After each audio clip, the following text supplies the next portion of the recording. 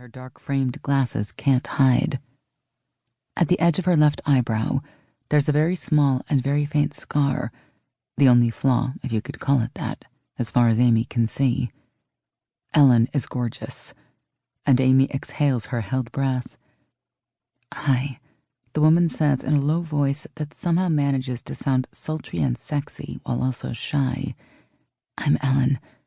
She elegantly offers her hand, and Amy shakes it like they're conducting a business transaction, which they kind of are, minus the exchange of money.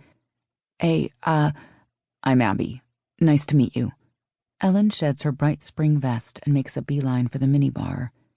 She roots around, grabs one of the little bottles of Jack, retrieves a can of soda water from the bar fridge. "Mind if I fix a drink?"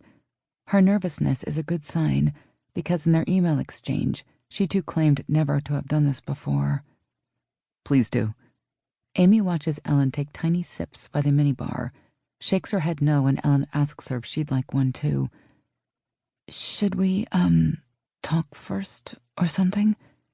Lips that have been painted with a soft and slightly glossy pink lipstick curl slowly into a smile that seems equal parts flirtatious and bashful. How does she do that? The woman tosses back the rest of her drink in 2 swallows, peels off her glasses, which land with a soft thud on the coffee table. A clear signal, Amy supposes, that pretenses and small talk are over.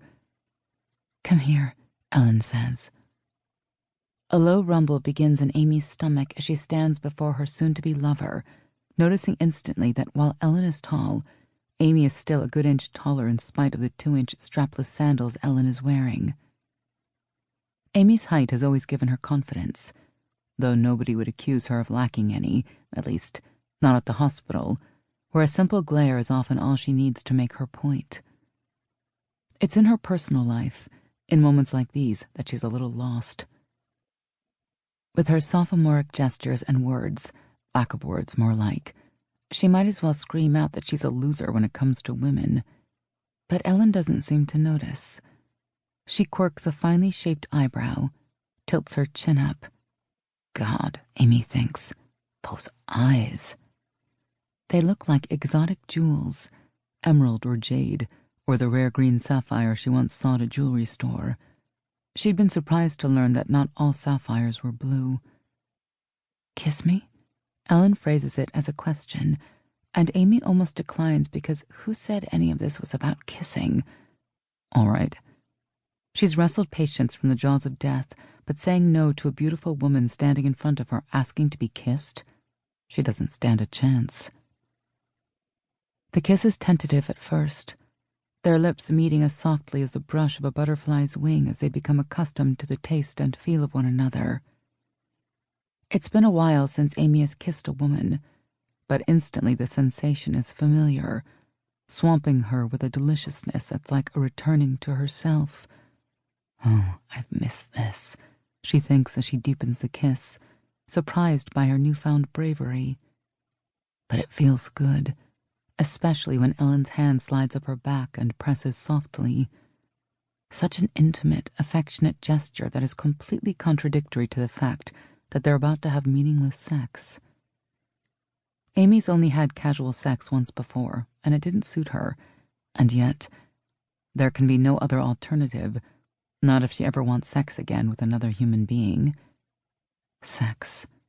How easy it is when you're young, when you think about it all the time without really reflecting on it. So concerned about when and how and with whom that you forget to wonder what it means. Well, this one is easy. This won't mean anything, she decides, even though it feels okay. Better than okay. Ellen pulls her mouth away, traces a finger along Amy's jaw, and it's right there in her eyes that she's trying to be brave too, that she's playing a role that isn't entirely comfortable. Her apprehension gives Amy the courage to take her hands and gently lead her to the bed. "Should we undress each other or undress ourselves?" Ellen asks.